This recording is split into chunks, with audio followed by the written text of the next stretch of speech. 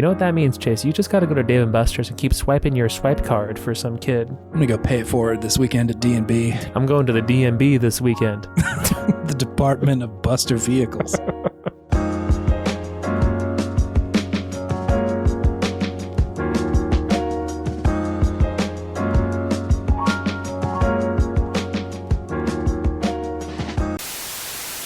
Howdy, partner.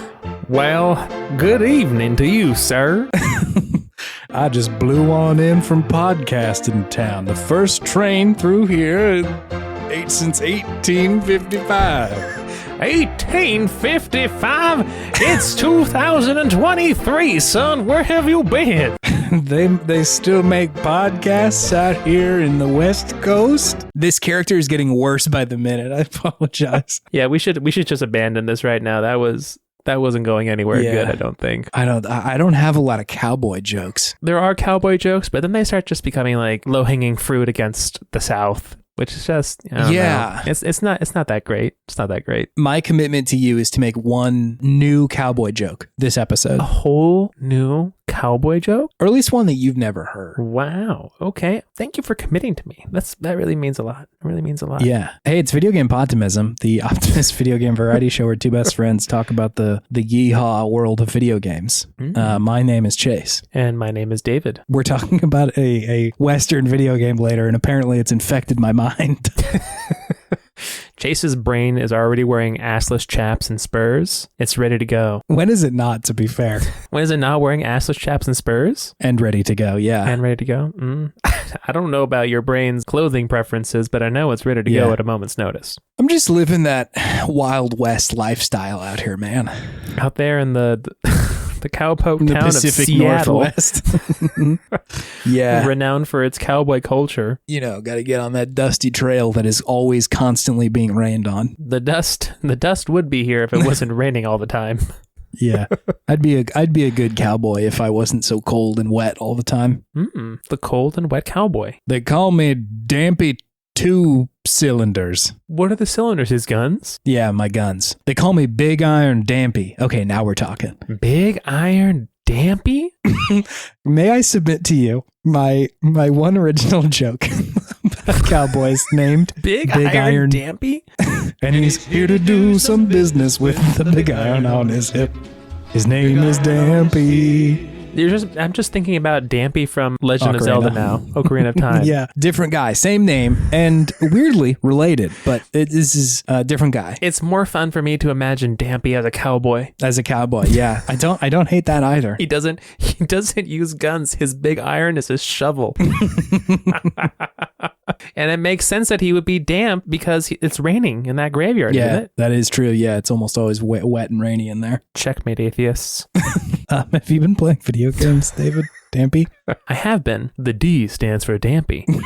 Yeah, I can't tell you about them. Dipped back into Minecraft Dungeons with Mallory. That's a great game. It's fun. Cool. Turn your brain off and hack away at all the goblins and demons and trolls and what have you. Yeah. Necromancers. So yeah, having fun with that one. Mm-hmm. Don't really think I have anything new to say on that, except that there is definitely a difficulty spike with the bosses in that game. Yes. Like you can get through the levels pretty easily, and then you get to the boss and you're just like, I'm just getting fucked up so bad, which is kind of nice, but also a little frustrating because then you have to play the whole entire level over again if you die too many times. It definitely feels like that part of the level is where like gear starts to matter quite a bit. A lot. Like the rest of it, you can kind of just like wing it and you're okay. But like if you don't have good enough gear by the time you're fighting the boss, it's kind of a problem. Yeah. Then you're just like, oh, I need to go grind a little bit, get some better gear, level up a bit. But it's still a fun game. Yeah. I have also been playing still Metroid Prime Remastered. Hell yeah. How is it treating you? I'm still enjoying it a lot. It's nice. I've started playing it more in handheld mode. Oh, okay, cool. Which is pretty fun. And I think I've realized part of the reason why I didn't really use my Switch in handheld mode is because my eyes were too dumb. Oh my God. Yeah, now you have glasses. You can see. I can see. I'm a real boy now. So no, it's pretty great in handheld mode with my glasses on. It's just a lot nicer and easier and enjoyable now that I can see things clearly. So yeah, it was fun because I was camping and I was able to play it for a bit just at night before going to bed, which is always a fun thing to do. I think when camping is just pull out the Switch a little bit and just game. It is pretend like I'm back home in my cozy couch instead of out in the cold beach of Morro Bay, aka Night City, where Cyberpunk takes place. I thought about that a lot when I was out there. I'm like, that's so silly. Yeah. This place is so tranquil and quiet. It could not be less like Night City. Wake up, kid. You got to go camping. I know, right? I antiqued. Nice out here. I went, like, Morro Bay is known for antiquing. That's what Morro Bay is known for. It's not known for like crime and drugs and just general debauchery. It's so funny that it's Morro Bay. Anyways, it's me, Johnny Silverhand, and I'm here to sell you some old stuff that's still pretty good. Johnny Silverhand would be the name of an antiquing store in Morro Bay. It's honestly. True, yeah. Johnny Secondhand Silverhand.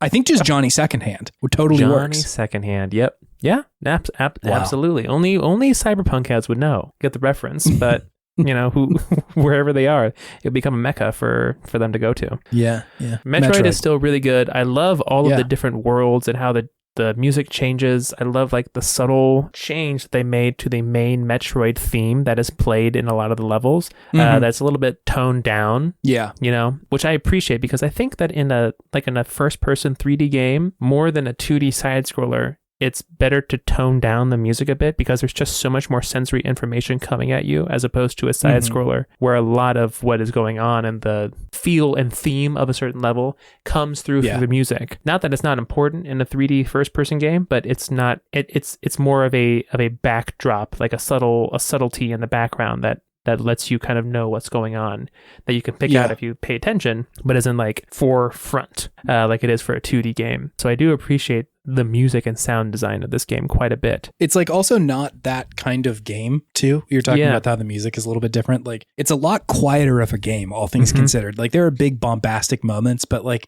for the most part, the enemies usually aren't giving you that much trouble, and you're kind of just like wandering around like, where do I go? Or like, how do I get through this next area or something like that, rather than just like full-blown blasting dudes, which happens a lot in the 2D Metroid games. It's much more of like a puzzle exploration game than a shooter. Yeah.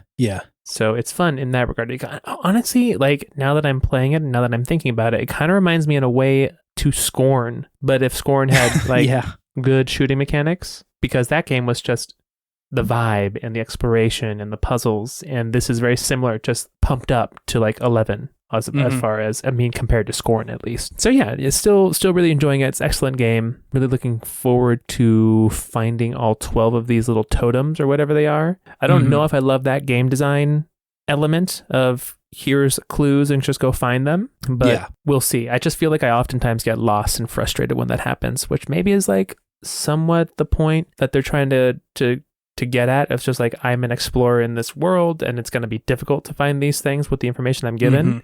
But at the same time, like I'm 31 and have limited time to play games. So I just can't, I don't like to feel like I'm wasting my time. So there might be a guide in my near future for this game, but I'm still really enjoying it. It's great. It's a great game. I think also like, I haven't beaten the game yet. I don't remember from the first time I played it, but I sort of suspect that just given the abilities that you have, you will start to stumble upon those things anyway, because there's only so many places you can really go most of the time. It's like you explore sort of the perimeter of a place, and then you're like, all right, there's one door over here that I can't get in. There's one thing that I can't jump to yet. And then there's another like area for like the magnetic ball or something like that. Yeah. So just you'll eventually figure it out. So I think you'll be okay. Yeah. I got to figure out where the boosty morph ball can get me now. That's the next thing. Yeah. Right. Which, God, that is so incredible that they just included half pipes in this video game. It really is pretty cool. It's just casual inclusion of half pipes. Yes, it feels so deeply early 2000s. I like was shocked that Goldfinger didn't start playing when you got that ability or something. Tony Hawk just comes out of nowhere, starts shredding the Does the 900.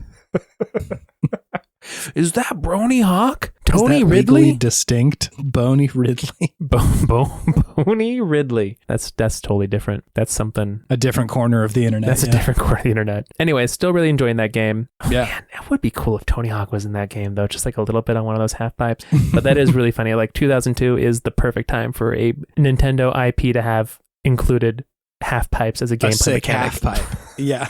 Everybody loves Tony Hawk right now. Skating, dude, you know. Got to do it. And then the last game I've still been playing, all these are retreads right now, just games I've been kind of working through, Yeah. is Dark Souls. Oh, cool. You're still doing it. Yeah. I'm at the bottom of Blighttown. Are you still fighting Quaylag or whatever?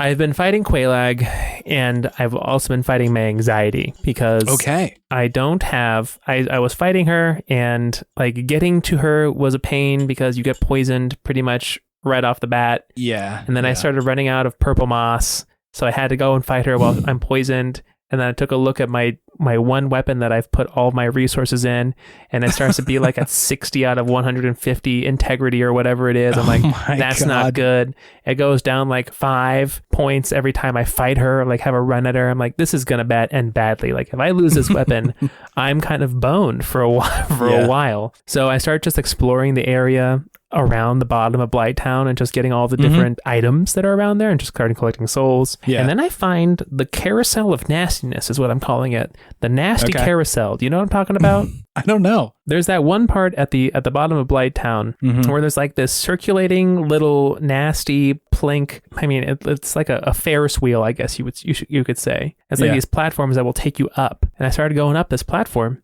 And then I found myself in the Valley of Drakes. And then I found myself New Londo Ruins. And then I found myself a Firelink Shrine. I'm like, okay, baby. Now we got a stew going. Yeah. Now I can work with this. I can work with this. So I went and repaired my weapon, upgraded some stuff, and then I said, Quaylag can wait because I'm cursed, so I might as well go to New Londo Ruins because now I can actually fight the little ghosties in there. So that's where I am now. This is good. I'm glad this is the outcome. I think this has to be the same thing that happened to me. Because I think I remember doing exactly the same thing of like, I don't know if I can do Blighttown right now. And then, as got to the terrible Ferris wheel. I think I was also cursed at that point too. It was too much for me. I'm like, I'm getting a lot anxious of obstacles playing this right now, like thinking like there will be a certain point where it's like the point of no return and I'm just fucked for the rest of the game if like my sword breaks. So I think Quaylag and I just needed a break, and I'm fighting some ghosts now, and it's great. It's good. It's much better for me. I'm a better place mentally, emotionally, physically. It's good. It's good for both of us, and I'll come back to Quaylag and I'll kick her ass at some point after I've leveled up a couple times. But man, Quaylag feels like, okay, this is easy, but then she does that move where she inhales and then just blows herself up, and it's like an instant kill if you are cursed. It was brutal. That's that's going to be a problem for you. Yeah, I do. I think there's like a way to. Oh God, is there a way to read it? I forget. There's a way to read it, but it's hard for me. Sometimes I get caught in the legs, and I'm trying to get out. I'm just like, nope. I think like the strategy I ended up usually going with was like trying to be between her back and her front, and just sort of like hacking at her legs. Yeah, because I think she doesn't do a lot of damage there. But yeah, like the attack where she spews lava is a problem, and then or poison or whatever, and then the exploding that's an issue. I'm gonna be back, Quaylag. Mark my words. Are the servers still online for Dark Souls? Because you could definitely like try and summon someone. I play offline. Okay. It might help because like if every now and then on like any of these FromSoft games, if there's a boss that I just can't get through, like I kind of just like summon somebody. Chase, I've never summoned anyone for a boss in my life. Yeah, I mean, why start now? But like, this is kind of my gamer curmudgeonliness coming, but I'm like, if I can't beat this boss on my own, I am beating it. This is my toxic gamer trait coming out right now. Sometimes your build just isn't right though. Like the just grind, spider, just get stronger. It'll be fine. You figure it out. The spider in Demon Souls, the one that like shoots the web at you and you get caught and then it like fills the room with lava. I couldn't do that on my first one because I was playing the like big Unga Bunga build. And like I would run up there, get one hit in, then she would just destroy me. Yeah. And so had to summon somebody. But the second time I played with like a Dex build and she was like, no problem. You just go up there, stab her a couple times and then run back. It's chill. No, you just go grind, get real strong, and you come back and you just fuck them in one hit. That's the way I play FromSoft games. That's the Dabo way. It's just that like there's one time where I have a negative encounter with someone who invades me. who's just like obviously someone who has played this game for like hundreds and hundreds of hours and just like demolishes me. I'm just like, okay, I'm out. I'm out on online play. I'm good. Yeah. And then I just turn it off. I hear you. I'm telling you, I know it's not healthy, but this is my toxic gamer trait coming out. This is how we do it. Yeah, this is how we do it. You. Just got to go grind through New Londo ruins and then come back to Quelaag and get her. I've gotten her to half health before. I can do it. I think you can. I believe in you. Just got to get it done. But it is healthy and good to ask for help sometimes, everybody. It is healthy and good. But I am still enjoying Dark Souls. It's a pain in a nice way. It's like a good hurt. Yes. Yeah. You know? Yeah. Like when you stretch a sore muscle, you're just like, ooh, it kind of hurts, but like feels good. That was the same comparison I was going to make. Like after you're sore. Video games, man. Video games, they make you feel things. Anyways, that's all I've been playing. What have you been playing, Chase? I got 3 games for you, David. I got 3 games. The first one that I want to talk about, didn't mention it last week because I didn't really play it as much, but I finished Season this last week. Nice. A Letter to the Future. It was very good. I think the ending is great. It strikes this like great balance. So hold on, back up. Season is a game that I talked about a couple of weeks ago that like probably would serve as a better introduction if this is your first episode or you didn't listen to that one. I think it was 2 weeks ago. Mm-hmm. So it's just this game where you're going around like documenting the world because like the season, quote unquote, is about to change, which is like, you know, a big shift in how history is currently happening. And so you like leave your village attempting to preserve or remember this season, the one that you're currently in. You do that through audio recording, through pictures and, you know, talking to people and sort of writing down their stories and whatnot. Yeah. The majority of the game takes place, and I found in this place called Tiang Valley, and it is kind of an open area. It's like this kind of broad, large space that you wander around and like document and all sorts of stuff. I don't want to go too far into it because I think part of the joy of the game is just like discovering everything and like figuring out, you know, what's going on and like going to different places and all sorts of stuff. Mm-hmm. I think that the game ended in a really good way. It strikes a good balance between being interpretable and also like nailing down a few points. Sure. Like the game is not definitive in a lot of spots, but it's also like, here are some things that happened and like it's enough for your brain to chew on it afterwards, but not be like, what the fuck was that? Like it wasn't just like flashing images and lights and stuff. Was it definitive in the places where you wanted it to be definitive? Yeah. I essentially kind of just wanted to know like what happened in certain spots, like what is going to happen to these people or like this place or whatever. But yeah, I think the game is asking the player to like make a decision or have an opinion about the value of memory and the value of like remembering your past. So much of the game is just about that. Like literally the point of the game is to kind of document this space and these people and these places. And I think the game's like a lot of it is just saying like, what do you think of that? How do you want to do that? Is it possible to do that? Sure. And so I like I said, I'm trying to kind of dance around the bigger decisions toward the ends of it, but a couple of decisions felt weighty in a way that was satisfying and I had to grapple with more than like any of the big AAA like games where they're like your decisions matter and all that sort of stuff. Like sure. There wasn't a clear right and wrong here. It was just like, it's hard for me to put a stamp on it and say like, this is what I believe in this game because they did a good job of presenting you with people who I think like should remember the past and should take some of it with them and other people who like, it wouldn't hurt for you to leave some of this behind, you know, like you don't need to keep carrying this weight around. I'm going to spoil just like one line of it, but you meet this character called Matiora, like, I don't know, probably halfway through the game, a little bit more than that. And she's like this artist who's spent her whole life trying to like build art to capture Tiang Valley and like is really hard on herself about it. Like she's made a bunch of cool stuff and you see her art before you see her, or at least I did. Like just kind of sitting around the valley. Sure. And yeah, it's this kind of process. And anyway, you spend some time with her and she eventually like sings this song to you. Like after you go and like look at one of her like pieces of art that's like kind of in this forest. And it's like beautiful and moving in a way that I was not expecting it to. And she also, again, I beware if you really want to play this game, but I think it's like, this would have sold me on it was at the end of it, she says, I've been trying to like capture Tiang Valley in like this physical art, but instead we captured it in a moment. Which I thought was like incredible, just like so good. Yeah. To be able to distill that of like, no, you can't simplify it to a physical thing. Yeah. But that moment was it. And like there could be many of those, but I don't know. I thought that was such a cool way to look at it. Something you have to experience. Yeah, like it's you can't take a picture of it, you can't record it, like you can't make a big installation about it. Which all those things might be able to speak to it, but for that specific thing, it was sort of like no, but we did find it in a moment, which was so good. That's so interesting. good. I think that's a nice thought to have in a game because it's something that's very relatable. I think especially with our like digital society.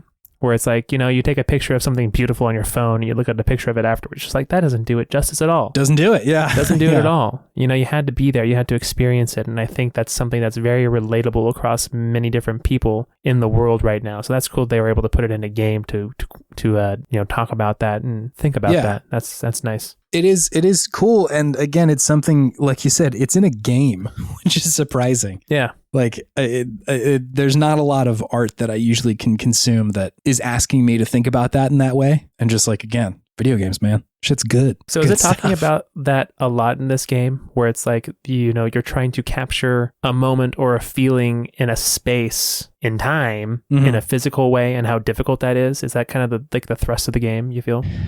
I think that is a lot of the undercurrent of it. And sometimes just the text of the game, like how difficult it can be. I think like the text is asking you a lot of the time, like, how do you want to capture this place? Do you want to just like not record any of this? Like there's a couple moments where it's like you're having kind of more intimate moments with some of the characters, like discussing parts of their lives, and it asks you directly, like, do you want to record this? Like, do you want to put this pen to paper? And you can choose yes or no. And I think like I said, the text of that is asking you, how do you want to do this? Do you want to do this?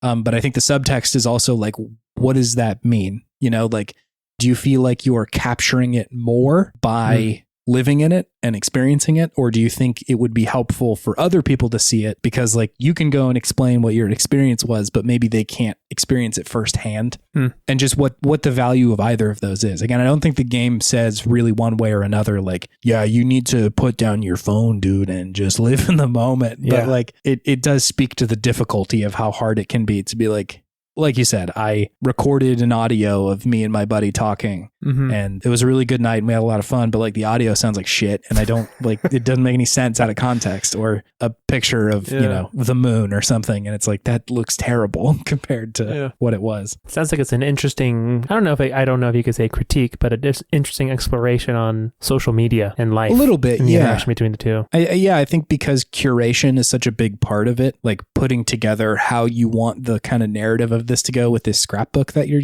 building in the game. Inherently, you're making decisions about like what is important and what is not, and what you choose to show and what you choose to not, because you're often given enough things to either omit or include something, which is very social media, like it's very social media to ask you like, what do you want to be public facing? Exactly. And so like, I don't think, I don't think that's the main point of the game, but it's like, it's right there. It's one of the things that like just immediately pops up when you're like, what is it to curate the memory of me, or, pictures of me and my dad or something like that. And how do I present that in a way that feels earnest or not, or just don't, it's good. I think like a lot of good pieces of art, it's not just saying like phone bad. It's just like, here is just a commentary. Yeah. It's posing the question and asking you to think about your relationship with what it is to remember and what it is to record and all that sort of stuff, which is cool. It's good. It's a good fucking video game. Nice. I also played through the entirety with my wife. Paper Mario. David. Ooh. Which one is this? The original? The OG. Yeah. For N64. It's on the like Switch collection of N64 games. Did that just get added, or has it been on there for a while? It's been on there for a little while, shockingly enough. Man, I need to touch that. I need to touch. It's pretty good. Had you played Paper Mario when you were younger? That's something I never played Paper Mario. It's worth a look. I like having just played all of it. Initially, maybe on first blush, maybe like, it looks a little dated, but yeah. I think for an N64 game, it looks fine because like it's very much paper. So like the textures of it aren't super complicated. It's like bright and colorful enough. It's good. I had a good time with it. Like it's kind of a bigger topic to bring up because I was trying to place this in the like Mario RPG canon. Sort of before this, you had Super Mario RPG on the SNES, which like there were parts of it that are similar, but it feels like this is a pretty different game than that and intended for very different audience. Super Mario RPG felt a lot like, hey, we want to, get in with the Final Fantasy like popularity, and it makes sense because that was, I think, Square at the time. So it's not like they were ripping off somebody else's thing. It's like, yeah, let's just make this, but make it Mario. Square made Super Mario RPG? Square, yeah. High quality stuff there for sure. And I actually do like that game quite a bit, but I think playing through Paper Mario showed me how much this game felt like it was kind of an introduction to a lot of people for like, this is RPG mechanics. It really doesn't overcomplicate itself in a good way. Like it doesn't just layer on mechanic after mechanic in a way that's like complicated or anything. It's like, yeah, you got a jump and a hammer, and sometimes you get better versions of those, but that's like a lot of it. Press the button at the right time if you want to do a little bit more extra damage, and you go in turns. And like that's kind of it. Pretty simple. Yeah, which was great. Like I think it was, I don't know that Emma's played a lot of like core RPG games, Yeah. But she had played through the Origami King, the Paper Mario that came out, I think it was 2 years ago, and really liked it. But I think there's the critique of that game at the time was that it was kind of leaving behind a lot of the RPG stuff. It didn't have like levels that you would necessarily get. And like battling people didn't merit you any experience. So it kind of seemed like it was forcing people away from doing the battles that were in the game. Okay. And so returning to this version, I was like, oh, great. Like we have levels again. The battles with just like a regular Goomba mean something again, because you get a little bit of experience. Sure. And so it's not just like, doesn't feel like you're wasting time. But initially Em was like, I don't know if I really like that. I think I might prefer the Origami King way, which was interesting again, just because like I think there's the narrative online was like that was a mistake. And yeah, I don't know if that's the case for everybody who plays these games. Online is not a good representation of the general public.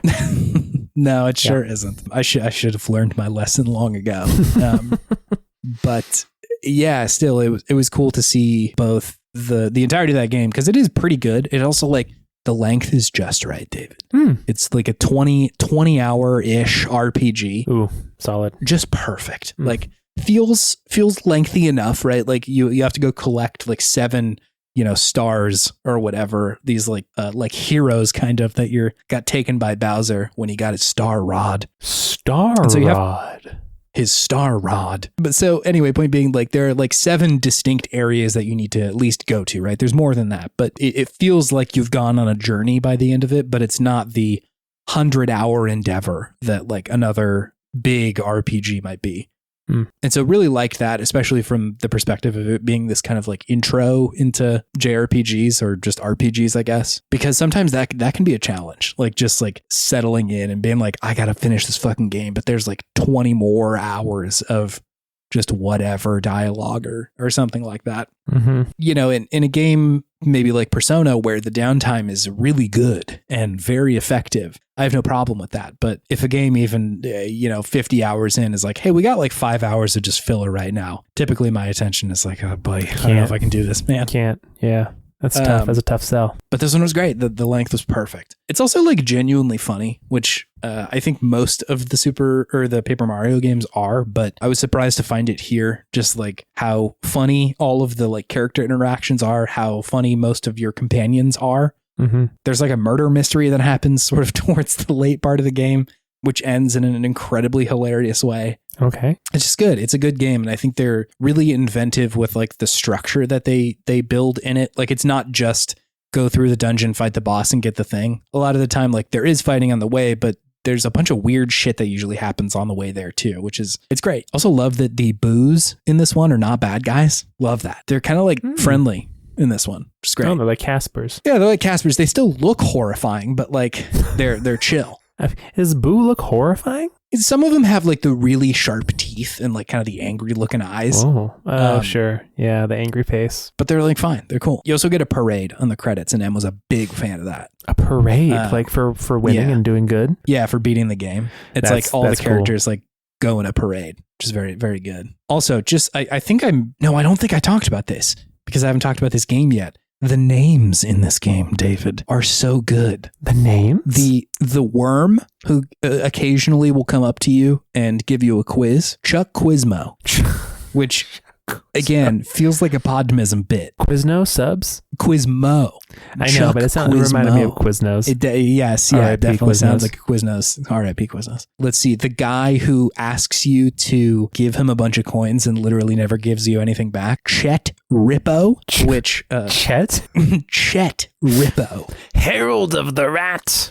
Exactly. Yeah, no, I was like, this is a weird version of me. So absolutely loved the names in there. Hell yeah. It's a good game. I'm trying to figure out a way to play Thousand Year Door. I tried it on the Steam Deck, but me oh my, that did not go very well. Was that on the Switch? No, it's on the GameCube? Yeah, Thousand Year Door was the GameCube one. Gotcha. Yeah, it just locked up a bunch. My controller stopped working and wouldn't receive input anymore for a while. So no, that's not good. I don't know I don't know what's going on in there. Gonna have to troubleshoot, which I'm reluctant to do if it's not my job. Steamy D said no thank you. Yeah, it sure did. Anyway, had a great time with Paper Mario. It's great. Awesome. I also I love watching people play games. That is baffling to Emily Alice. She's like, you're not playing. What the fuck? How do you do this? I'm like, no, man, I'm here. I just want to watch. I just want to take some pictures. It reminds me, there was a patient who was working with another therapist in the clinic. Mm-hmm. He's a dad, and he was very loudly concerned that his son was enjoying watching people play games more than he enjoyed actually playing video games. It's like, I don't get it. I just don't get it. Just like, this is fucking funny. It's enjoyable, Dad. It's enjoyable. It's fun. Just let him have fun. It's good. It's fine. I think oftentimes the least interesting part of a game these days is the skill check of doing it. You know, unless I'm playing Bloodborne or something like that, in which I want to test my mettle. Yeah. The rest of it, I don't care. I don't need to be pressing the button for it to be a fun thing, especially in a game like this where it's funny. There's a lot of funny things going on. It's kind of a spectacle. Or an RPG where it's you're not even, what are you doing? Yeah. Clicking buttons. It's fine. Attack. Plus, a lot of the time we're discussing okay, here's our next turn. Why don't we heal this time? Because next turn, they might do X amount of damage or something like that, which is great. It's fun. I think Emily Alice is getting ready for some Divinity Original Sin. She's getting We'll there. see. I had asked about this because I was viewing Paper Mario as sort of this intro to RPGs. I was like, is it just the Mario that we're into here? And she said, yes. A lot of the draw is just the fact that it's characters that she knows and kind of knows the stakes at all points of oh, here comes dipshit Bowser. I know this isn't about to go good. And so I'm trying to figure out what the next move is, other than just Thousand Year Door, which I think probably will end up being the thing. Does she like Lord of the Rings? Are you about to suggest we play the Lord of the Rings RPG, David? Is there one? I don't even know. I think there is, yeah. I mean, I'm just saying Divinity's fantasy. It's just a hop, skip, and a jump from Lord of the Rings. Yeah, that's true. That's true. Anyways. Had a good time with Paper Mario. Shouts out AJ from Async. Talking to them about it, and apparently they'd had a agreement with their brother to beat it, I think 50 times over the course of their lifetime. 50? That is so many times. I played it once and I was like, that is plenty for now. Why 50? It's a really high bar. That is a lot of game. That's a lot of times playing that game. That's probably twice a year for a couple of years at least. Yeah, I think I mathed it out, and at the average speed that we were going, it would take me 41 straight days of playing Paper Mario to beat it 50 times. Sounds about right, yeah. It's a lot. It's a lot of video game. More power to them. Hey, the last game I'm playing. It's called Like a Dragon, Ishin. David. Ooh, Yakuza? Sort of. I mean, it's the same series, isn't it? Kind of. Kind of. It's hard to explain where this game came from contextually, but which I will. But let me give you the pitch of it first, because I think that'll ground the conversation. So this game, Like a Dragon Ishin, is this game where you are playing as this dude named Sakamoto Ryoma, who apparently is a real Japanese historical figure. I didn't know this. And a lot of the people in this game are real people. In this game, you're playing as George Washing Machine or something. George Washing Machine? You know him, our famous forefather, our foredad. Washing machine crossing the Potomac. Just a washing machine with a powdered wig. Yeah, it's good. So it takes place towards the end of the Edo period. It's about the 1860s, shortly after the like Western world shows up at Japan and is like, hey, we want to hang out. And Japan's like, okay, I guess. And then like opens their ports and shit. And so there's this like kind of not power vacuum, but it seems like there's this big struggle for like who is in charge of Japan right now. Cause a lot of the like old school rulers weren't really doing it anymore. Yeah. I'm sure that is a vastly oversimplification of their country's history. Open the country. The port.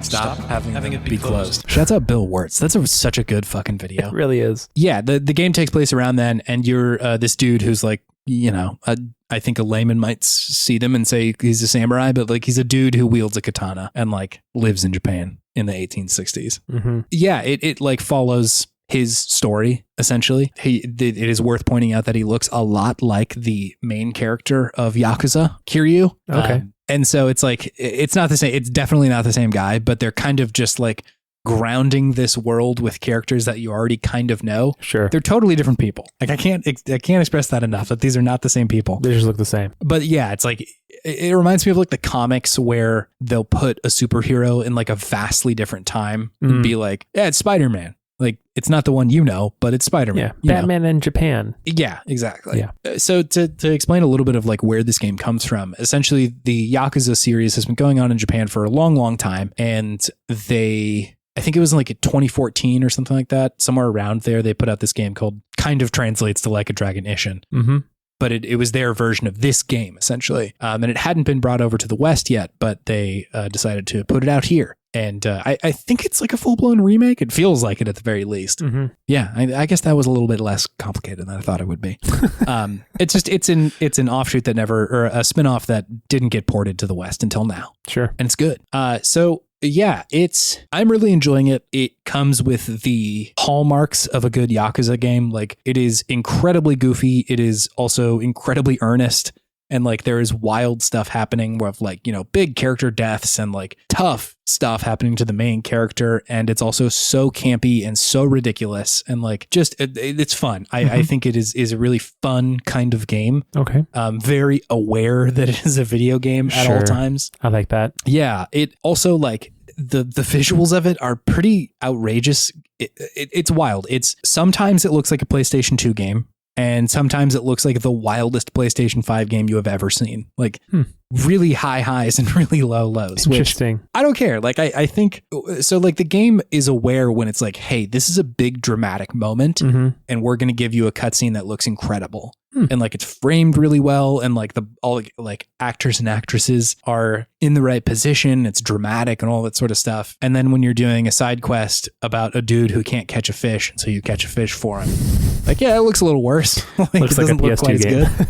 Yeah, it looks, the character models leave a little bit to be desired, but again, I just don't need it to look incredible there. No. I think you see that kind of dilemma with like the Last of Us 2, where like every single inch of that game looked absolutely stunning. And it's like, I don't know that I need that. Like I would like the characters to look pretty good when they're delivering like really critical dialogue or, big moments to look really good. But the rest of it, I don't necessarily need that to be perfect everywhere. So anyway, that's like the visuals of it. I am surprised that there are not more games just about like samurais chilling like this. I mean, it's a pretty cool genre, I think, right? It is, and I'm just like, why is there not more of this? I feel like most of the samurai games are often like just so serious and bloody and intense. Ghost of Tsushima. Yes, Ghost of Tsushima is what I'm thinking about. Your honor and your family and your life and what you're doing with it, yeah. And like Ishin's a little bit about that. Like there is that part of it, but like there's also the part of it where you just go down and like drink some sake and eat and then go to bed. And like that's a part of the game, Cool. So I'm sort of surprised that this hasn't been a thing already, but it's I'm enjoying that part of it a lot, of just like exploring this little town, which I know that the spaces in the Yakuza games are like really well regarded because like you're in the same space a lot of the time through these different like games. Is it Kamurocho, I think is the area. And so you see that location pop up a lot, but obviously because this one is set in the 1860s, it's a different space. And so like wandering around this like old school Japan area is just like, it's really fun and novel, again, because it's running on the PlayStation 5 looks really, really good at certain points. Like the lighting just looks incredible. And I'm having a really good time with it. I don't know if it's just because I've been exposed to Kamurocho before in the other games, but I find this setting really novel and like very interesting and compelling. And so I'm having a great time. It is a game that revels in downtime, just like very, very frequently asks you like, all right, you got some time before the main plot kicks back in. Like just go like hang out and see like what happens on the streets and stuff. And so you'll often run into a boy who his sub story is labeled the junk boy, and he wants some of your trash. And so you give him some of your trash so that he can make a toy. Or the woman whose friend you walk up and she's like, you tell terrible stories. I'm so tired of listening to you, and walks away. And then you walk up to her and she's like, I need you to listen to my stories and tell me if they're bad. And you have to sit through like a lot of dialogue that is intentionally obtuse and weird. And then she quizzes you at the end of it. Oh, she quizzes you? Oh my God. She's like, what was the thing that I like to eat now as an adult? Or where did I meet the boy for lunch or whatever? I got all those right, but she's like, what's my name? And I was like, I don't fucking know. It's just really funny. It's for that scene specifically was really good to me because it was also framed really well. Like at some point, your main character, he's like telling her like, this is a lot. Like I did not sign up for this. And she continues talking, and he just like, there's this shot of him like looking up to the sky like, oh my God, this is just too much. It's really, really good. I'm surprised that the writing is as funny as it is. But yeah, I think that this game just like, if you're able to get on its level and like accept what it's doing, it's really good and really like genuinely pretty funny. But I know that it's kind of a tough pill to swallow sometimes. Like I myself am sometimes like, dude, I do not need this many side quests. I just want to find out what's happening. But I think the game has a lot to offer if you're able to just ride the wave that it's presenting you with. Because a lot of the time I'm like, yeah, I don't know if I need to do another like sub story right now. But then that one happens and it's hilarious. Or like there's people near the dock who are all dancing a weird way, and you walk up and you're like, what the fuck is this? And some guy's like, well, they used to be protesting, and their phrase was like, why not reform the government? But now it's been twisted, and now it's just kind of like, why not like rob people? And you see this guy get like pushed down, and these guys are doing this dance to like rob him. And then you walk up and you're like, hey, like you can protest, but like you can't just take this guy's money. And they're like, yeah, what are you going to do about it? And it looks like you're about to fight. And then the camera fades to black, and your main character is also doing the dance. And then he's like, wait, no, what happened? Like, I thought we were gonna fight each other. You're like, wow, yeah, it's a strong, powerful dance. And then you actually do fight the people. That's funny. Damn. It's really funny. Like, I think its timing is really good. But yeah, like, 30 minutes previous, people were getting like cut with katanas and shit. So the game is definitely asking you, like, you got to be okay with the contrast here.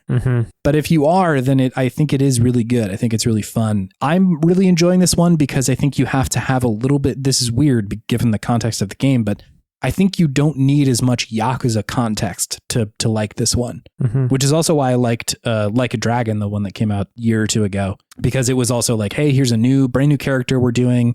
And you don't need to have played 7 other games to like understand everything that's happening here. Because like, even though those games were kind of starting over, their stories were oftentimes pretty specific. It's like the game will often show you like these moments, and you're expected to be like, oh my God, it's that guy. Yeah. Or this is significant. And oftentimes it kind of fell flat because like I don't know all of the context here. Yeah. And this game does it a little bit, right? Because it's showing you characters from other games that are like, from the Yakuza games. They're using very similar character models, but you don't really need to know it. Like the story still is standing on its own, and unless they go into some multiverse shit here soon, which I don't think they will. Never say never. True. Multiverse is so hot right now. But I have found myself not needing to look up like, who is that character, or like, why is that significant? A lot of Japanese history in here, which some of that I do have to look up, like what is a goshi or anything like that? What is another word for It's like a country samurai is what they say. Oh. Like kind of a not low class, but like you're not as well looked upon as like maybe, like big family. Backwoods samurai. Like that. Yeah, hillbilly samurai, And so like some of that is a little bit over my head, but I think the game also doesn't require you to know that. Oftentimes it's pretty clear with like, okay, here's the word that you need to know. And that's really all you need. So I've been enjoying it. I think this is a fun game. I know that it will be probably somebody else's absolute shit and somebody else's no thank you please. Yeah. I find myself kind of falling somewhere in the middle where there's a lot of it that I really like, and like it's just fun fighting with a katana and a gun. They give you a gun in this game. And it's also hilarious because you're fighting these people and like you shoot a man 7 times and then cut through him with your katana, and then the fight ends and he's like, I won't forget this, and then runs off. Like, excuse me? Like his health just went low. Sir. Yeah, like that was a mortal wound, my friend. But I think it just kind of adds to it. Like the game is like, yeah, it's a video game. You fought him and he lost, so now he's losing. Bye. It's good. I like I said, find myself kind of in the middle of that spectrum of I'm enjoying this. There are parts of it that I think drag a little bit for me, but the parts that hit really hit for me. So sure. Yeah, it's good. I'm having a good time. Good. Anyway, David, this will bring me to my Podtimistic thing of the week, which is pressing the button at the right time to do more damage, David. Oh, you do love that. Iconfell? I do like that. Yes, Iconfell was one of the games that I was going to bring up. Paper Mario was the one that prompted me to think about it. But essentially, like the classic example is in a turn-based game, your character will go up and attack somebody, and if you press A at the right time, you'll do just a little bit more damage. Iconfell, like you said, does it really great. It's really fun.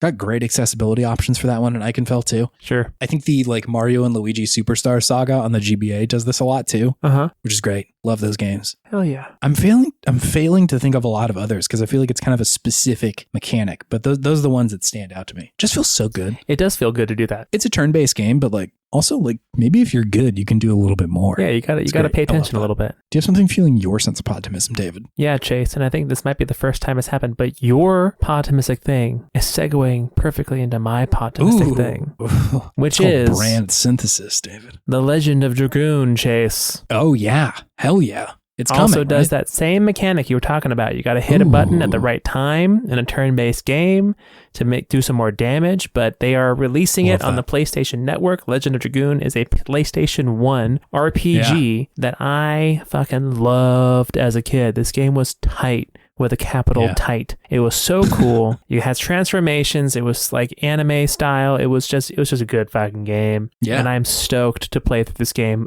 once more. I'm so excited to play Legend of Dragoon again. I will definitely be playing this one. Looks fun. It's also a blind spot. I feel like people talk about this as like a quote unquote hidden gem of the PlayStation 1, and I have not played it. I mean, it wasn't hidden for me. It was front row and center. It's a good game. It was a 4-discer back in the day. 4-disc. Oh my god. This is a lengthy game. Wasn't there like a 5-disc game at some point? I don't know. The 5th disc was at the top of Mount Kilimanjaro, and you had to solo climb up there to get it. Riven, the sequel to Myst, had 5 discs on the PlayStation 1. That's crazy. 5 feels indulgent. You have to really figure out a new way to like organize the discs. What does what does that game case look like? They just send you one of those like DVD cases or the CD cases, the like plastic holders books that you have. Yeah. It's a guy wrote on the there. CD organizers. Here you go. You're going to need this anyways. Hey, do you want to move on to our main thing, Dave? Yeah, let's do it.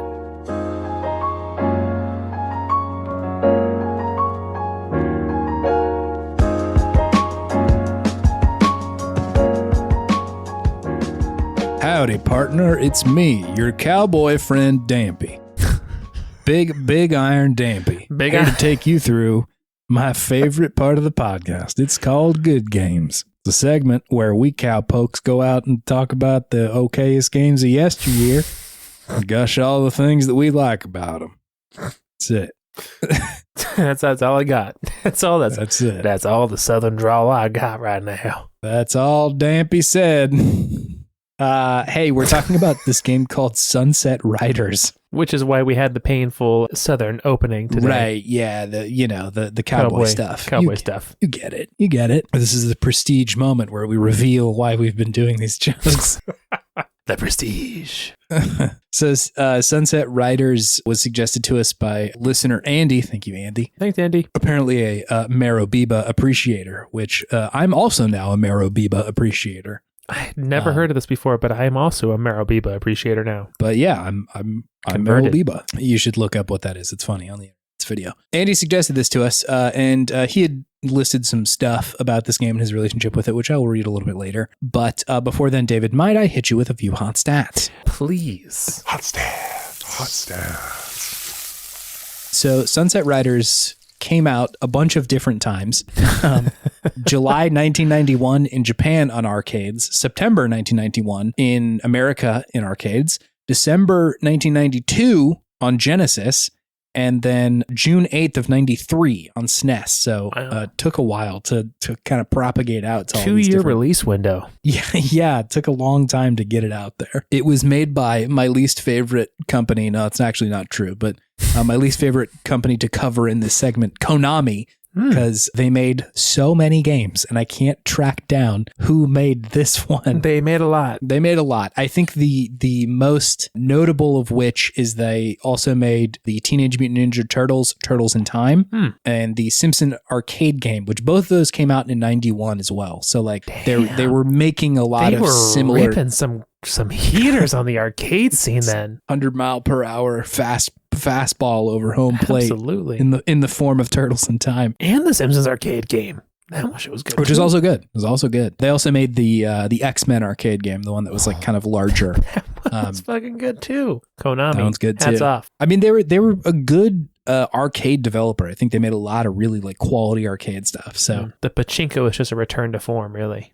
It's so bizarre that that's their thing. I had looked at like the credits to see if there were any like people who worked on this game that worked on other stuff, but all of the credits were just the first initial and then somebody's last name. And some of those you can find, like some of it's like, okay, yeah, that's this person. But a lot of them, that's their only credit that I can see on the internet. And so I'm unclear if they went on to work on other games or not, because the reason I was curious was that like this game feels a lot like Turtles in Time. So I was like, maybe it's like similar people. A lot of the music sounds very similar, but yeah, who knows? It's hard to trace. However, I do have a review, David, from Video Games, which is I believe a German outlet, which is similar to what jeux vidéo means in French, but I think it's just German for video games. I ran their review through Google Translate a number of times, one language into the other, to mangle it up real nice, which I think this one did. May I read this review for you, David? Please. Thank you for your permission here. Konami did a better job in this transition than their Mega Drive fiasco. The Funny Pictures did not receive awards for their originality and richness of color. Machines are not the most colorful, but they are still funny, and the music is presented in the best country. It's just a pity some of them are missing the gags of the machines, that the levels have been completely changed. If the staff hits you, here, instead of looking around, you just moderate the dust. Please don't look. At last, the man fell into darkness and closed his eyes for a moment. This Western rod is the most exciting of the two, and that is 7 out of 10. What was that middle part there? What happened? Yep, that's the part that stuck out to me too. Why are we reading Edgar Allan Poe poetry now? What's happening in here? Poe poetry? Poe poetry. This is our new segment called Poe Poetry. Poe poetry? It's either Edgar Allan Poe poetry or it's police poetry. Police poetry. You know, I think of the two, I'm going to opt for the Edgar Allan Poe poetry. It's probably better. Probably better. Could you tell me what this game is, David? Yeah, Sunset Riders is a 2D side-scrolling shoot-'em-up. That was an arcade game originally. Yeah. So you are one of 4 characters, 3 dudes named Billy, Bob, and Steve, and then one beautiful man named Cormano. Yes. That's true. And yeah, you go through levels, you can jump onto different areas of the level, sometimes you're riding on a horse, but you're shooting bad guys. You're shooting bad guys and you're throwing TNT and you're jumping on top of bulls. It's a fun time. No, I think that's pretty much it. It's a pretty simple game, all things considered. Yeah, it's not complicated. You can get power-ups to make your weapon shoot better, right? Faster, stronger, wider. Some of the power-ups are like turn your little like 6-shooter into like a machine gun. It's pretty incredible. Right. Like, this is Contra now, baby. Yeah. Being that we did just play Contra, this one definitely was reminding me of that. Significantly easier. I was about to say, not than Contra. nearly as hard as Contra. I feel like the bullets in this game, they really make a big deal out of showing you them. Like, they're like neon and very well outlined and not going particularly fast. Yeah. So like, it felt closer to like Ikaruga in the way that the bullets are coming fairly slow. You just need to be intentional about where you are a lot of the time, which I really appreciated. Like, I like that I didn't just get like absolutely hammered in this game. Yeah, Contra was just like, fuck you. You just did it wrong. So do it again. Do it better. Yeah. Whereas this one's like, hey, we're coming for you. You better watch out. Dodge. Yeah. Because they're they're and everything. They're very clearly illuminated against the backdrop of the game. So it was easier to get out of the way. Had you played this game before? I definitely had. Yeah. Oh, really? Yeah, no, I remember playing this game in the arcades as a kid. I forget which arcade and where and when, but I definitely did play this game and I definitely enjoyed it. I have this bizarre memory. I think I only played this game once, and I'm pretty stoked that we covered it, or that Andy suggested in the first place, because I had no memory of what it was. But for like a brief moment, there was an arcade game in the Carmichael Round Table Pizza. And I think it was this. I think for a hot second, it was this. And that's a vibe. The Carmichael Round Table Pizza, baby. Where they had an arcade room that were 3 arcade machines. It was just like a little corner of the pizza cordoned place. off in the pizza place. Yeah, just this weird little annex room with some arcade machines in it. I know exactly what you're talking about. And I was like really obsessed with it and stoked to play it. That's like where I found myself most times when I was eating pizza at Round Table, which is just like a core memory. Good Lord. And there was a dude playing this arcade game. And if I remember correctly, he just had like quarters lined up on the arcade machine. And I was like watching him like, oh man, that looks sick. That looks freaking cool, dude. And so freaking cool. So freaking cool, dude.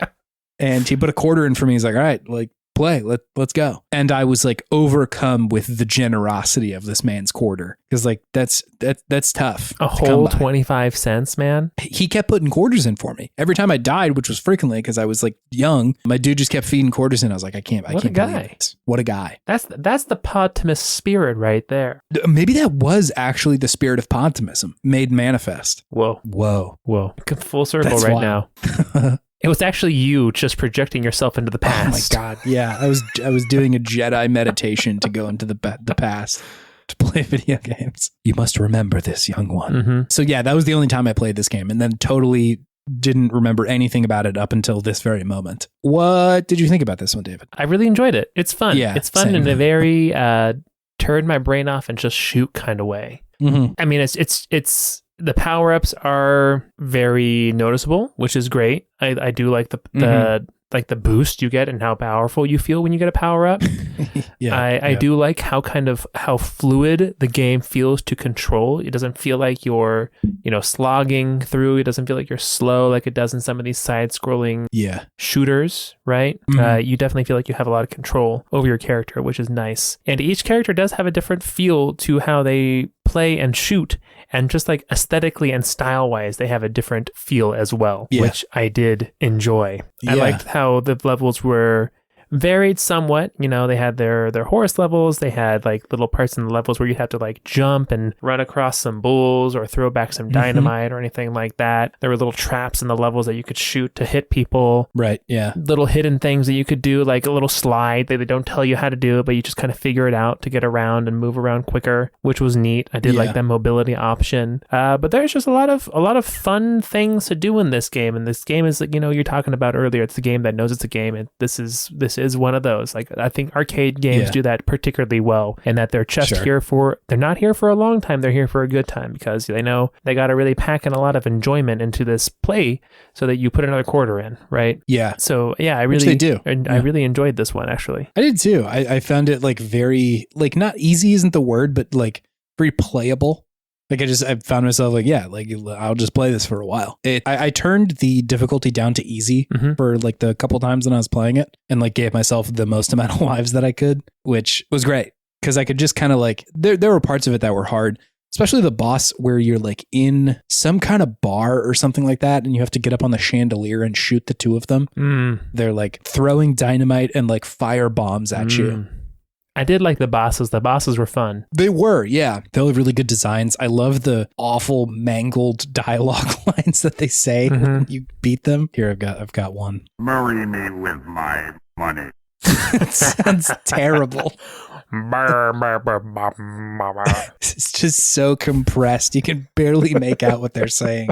They don't make audio like they used to, that's for sure. Speaking of audio, David. Yes. Might I take you to the video game musicism corner? Oh, please. For a little bit. So just a point of comparison. We've talked about this a little bit before. I think on like the Jurassic Park episode or something like that. But this game came out on arcade, SNES, and Genesis, and the soundtrack was pretty much the same for those, like the actual like composition. But because all of those things had such varying soundboards, they sound very different. Like it's the same song, but they're played very differently. And just to like kind of, walk down, not memory lane, but experience some of those different sound chips, I would love to play you. We're looking at stage 1. Please. And I'll show you it on all 3 different places. So I'm going to start with, I think this is Genesis. Yeah, let's give this a listen.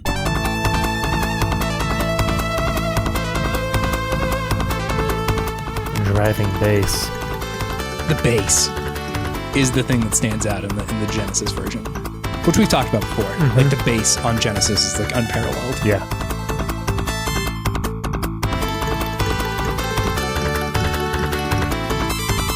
Also, like, had to do the gallop, the like 3/3 whatever gallop in these songs. A little triplet. Yes. Anyway, so that's Genesis. Love to play the same song on SNES.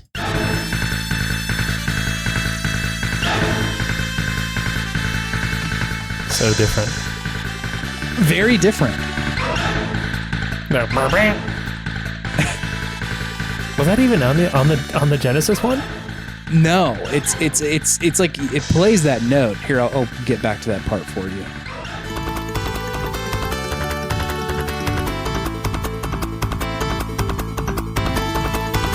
It does that like bang. Yeah. But it's different in the SNES. It like has that like synth hit, which I gotta say reminded me. It's very sharp. It reminds me so much of the soundtracks from Turtles in Time. I feel like they use that exact synth hit on the soundtrack in that one too. Here's a little bit more of SNES. Yeah, it's so much more dramatic. Yeah, a lot less bass though. Yeah. The bass is it's more top of the pyramid as opposed to bottom. I feel like you can hear the rhythm kind of in the left and right a little bit more clearly, whereas in the Genesis version it was a little more flat. Sure. Yeah, it is. It's like it's sharper but more dynamic on the SNES. Yes. Finally, the last one. I have the arcade version of the same thing.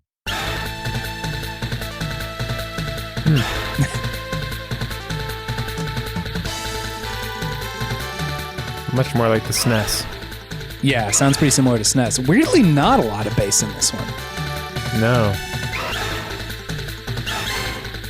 But I also think that, like, if you're in an arcade, like, kind of this, like, higher, mid to high range of, you're gonna like, hear audio, it better. Yeah, you'll hear it pretty well. Versus, like, I don't know that you'd be able to make out the bass very well. Yeah, absolutely not. Not an arcade where everything's just so loud and bumping and pumping. Screaming at you, yeah. Anyway, that's the arcade version. Fun. I honestly liked the soundtrack in this game quite a bit. I feel like it like really matched the vibe of the game. I agree. Like I was saying, those like the galloping triplets, the dun dun dun dun dun dun dun, is just like, it sounds like you're riding a horse. It's very good. Yeah, it does a good job of getting you into like the mindset of the Wild West. When you are listening to that soundtrack, it gets you pumped for it. And I think also it's just like the beginning intro of the game is really good at just setting the tone of just like, here's these 4 fucking weirdos and let's go. Let's do this. It is good. I guess the conceit of the game being that you have to go like, you're a bounty hunter and you're like just finding outlaws that are in the Wild West. Most of them are pretty fun too. They're like ridiculous cowboys and stuff. I would be remiss if I didn't mention the kind of brutal Native American representation. Yeah, I was about to say, we got to talk about that for a second. Yeah, pretty painful depiction there. And like, most of the rest of the dudes are pretty much just like cowboys. And so the inclusion felt like, oh, what the fuck is this? It feels bad. Yeah. Hard to look past it in a modern context. The game is still fun and enjoyable, but when you get to that part, do have to take that part of it. Yeah, you got to take the time and the context into play. But if it's too much for you, it's totally understandable. Yeah, why you wouldn't want to play this game. Exactly. I wouldn't blame someone if they hit that or just even knew about it and bounced. Yeah. But yeah, I got to that boss. I was like, God, yikes. Yeah, this is a bit of an older game, isn't it? Mm-hmm. So there's that. But mechanically, I'm still enjoying it a lot. Mm-hmm. Can I talk to you or read you what some of Andy had to say about it? Please. Andy had said, I will admit this is a gem I remember fondly from my childhood. Easily my fave game we had on our SNES. My older brother typically carried me, which sounds like that you may have been visited by the spirit of Podtimism as well. But I just loved the variety of the bullet hell levels. Mm-hmm. He said, I don't think we ever made it past the first two worlds or whatever you call them, but the swinging chandelier duel in the saloon lives in my head rent free, which, yeah, it sounds like it kicked your ass too. And the death quote of the first boss is iconic. The bury me with my money one. He says, I don't have much to say beyond that other than Carmano being the best character, which it sounds like you agreed. Oh, Carmano. So good. Carmano's cool. Yeah, he is cool. His whole vibe is great. The pink outfit he's got on is really good. Really, really vibey. I don't know. I just see a little bit more of myself in Carmano. Oh, sure. Peruvian man. I understand the connection there. But yeah, he's just a cool character. And he wields double shotguns, which is pretty fucking cool. badass. Yeah. Pretty fucking badass. His upgrades too. You just really start unloading on these dudes with your guns. Just blasting like crazy. I can definitely see this being a very fun co-op game to just kind of throw down and be like, let's see how far we can get today. Yeah, absolutely. Just see okay, what level are we going to get to this time? Because it's also a game that seems like you could probably get pretty good at this one if you know the patterns, know how to beat people or the bosses or anything, know how to kind of avoid their nonsense. Mm-hmm. I don't know that I would ever think about I would like an easier version of Contra, but it's definitely here. I think it's the fun is a little bit easier to touch in a game like this for me. Contra was fun in a way where it's I'm trying to better myself. Yeah, yes. This is fun in a way of just I'm just playing a game that is enjoyable. It's trying to take you on a ride. It's trying to take me on a sunset ride, some would say, with Cordmano. Yeah, it feels a lot more like a roller coaster than Contra's Dark Souls experience. Yeah, this is a roller coaster. Contra is I'm going to the gym and I'm trying to hit my personal best today. I'm trying to set PRs on all my sets today. I don't know if that's a little bit too gym bro-y of a comparison, but that's just kind of what it feels like. It feels like work. It feels like fun work. You're trying to the game is at every moment trying to stop you. Yes. And if you are good enough, you can get through it. Where Sunset Riders is no, come on. I'm going to take you on a fun Western experience. We're going to do this together. Hell yeah. I had a great time with this one. I don't know that I have a lot of complicated feelings about it other than it's fun. It's fun to play the game. Mm-hmm. Yeah. No, it's, there's not much else going on in the game, I don't think. It's not trying to be anything else but just a fun shoot 'em up. Has some problematic imagery, but if you can get past that, there's still some fun to be had here. Yeah, for sure. Also, I really appreciate the visuals of it. It's just such a bright game. The colors in it are so vibrant. It's bright and it pops and it doesn't get muddled, which is nice. It's also surprising for a Western game. I would expect it to be very different shades of sand and dirt. Mm-hmm. But Cormano's literally wearing a pink outfit. It's so bright. Right. No, it's great. Which it makes sense if they're trying to make their characters and things on screen be visually distinct, but works, man. Feels good. Also, apparently there's a boss in the later parts of the game that if you are Cormano when you beat him, he takes his red sombrero. That's a cool touch. Yeah. Yeah, God, the voice lines in this are so good. Every one of them I was thrilled to hear whenever it happened. Well, sweet. Do you have anything else to say about this game? No, it's just fun. It's a fun shoot 'em up. It's a fun game. What do you want? Mm-hmm. It's video games. Yeah, this is pure distilled arcade game. Yeah, fun. Yeah, it's video games, mama. Video games, mama. You get this. Maybe the spirit of Podtimism will visit you too and keep feeding quarters into the machine for you. What an experience. You know what that means, Chase? You just got to go to Dave & Buster's and keep swiping your swipe card for some kid. I'm going to go pay it forward this weekend at D&B. D&B. I'm going to the DMB this weekend. The Department of Buster Vehicles.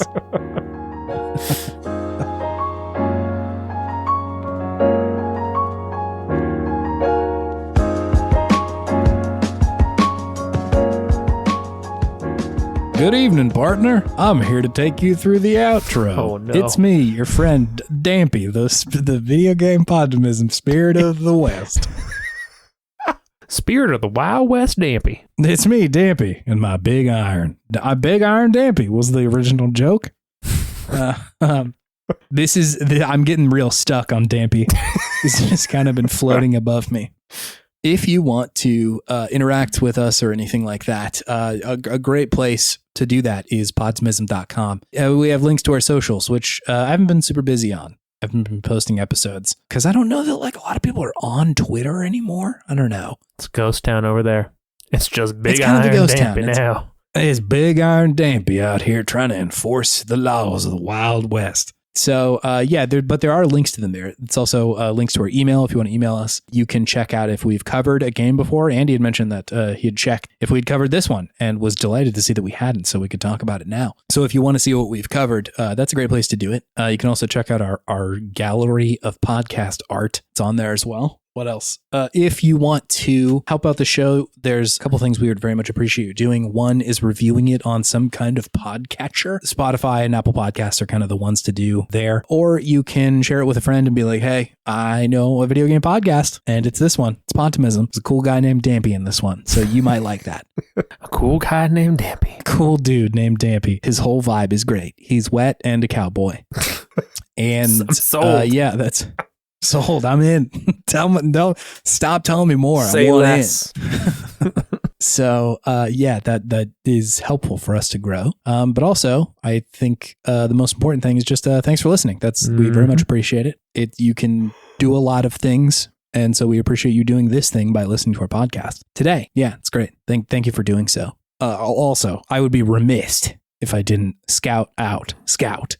She made our podcast art. I've seen her doing a couple other podcast covers recently, and I'm like, hell yeah, Scout's out there. I think that Andy, the suggester of this episode, is also getting a Scavatar pretty soon. The Scout is out. The Scout is out, yeah. What else rhymes with Scout? I'm trying to come up with like a suns out, guns out for Scout. Buy out, Count? Scout out. No. Cries out, Scouts out? Nope. Dine out. Gouts out, Scouts out. Gout's out. None of I it. want to talk about gout. Gout sucks. Hey, David, do you have any gaming wisdom for us this time? Oh, God, that's me this time. Oh, fuck. Oh, shit. It is, yes. It's sometimes it is a little bit of a jump scare, isn't it? Yeah, it is. It is a little bit of a jump scare. We do it every week, and I'm still surprised that this is how we end it sometimes. I have to say something profound. Is that usually, because I try and find the dumbest joke I can do and then do that. I try to be profound, but usually it's just me being... I don't know. Sometimes you do hit it. Sometimes it do be hidden. Sometimes it do be hidden. It do be. It dampy. Yeah, it do be. Sometimes it dampy. If you are a wet man whose main job, his day job, or probably night job actually, is just to dig graves in a graveyard, don't let your present circumstances keep you down from living your dream, being a cowboy, a cowman, out on the desert plains, the Wild West plains, in a hot, arid environment, far cry from your dusty, from your damp, wet, current place in life. You too can be a cowboy, cowman, cow person. Yeah. Don't let your current situation keep you from fulfilling your dreams, I guess is really what it comes down to. Cowboy's a state of mind, David. Cowboy's a state of mind. You can be rootin' and tootin' and have a hootenanny and not live in the Wild West. Mm-hmm. Your dampness is only temporary. Dampness is temporary. Hootenanny is forever. That is absolutely nothing. The words don't mean anything. Dampness. Dampness was yesterday. Hootenanny is tomorrow. What the fuck? I think that has to be it, right? I think that's it. Yeah, we can't do better than that right now. Yeah, I can't attempt to follow up Hootenanny is forever. Dampness is temporary. Hootenanny is forever. That's enough. I do think That's Dampy good. needs to be in the next Mario Party then, in the Wild West world. Yeah, man. Dampy for Smash. Why not? Dampy for Smash. Got a shovel. Got a shovel. That's his weapon right there.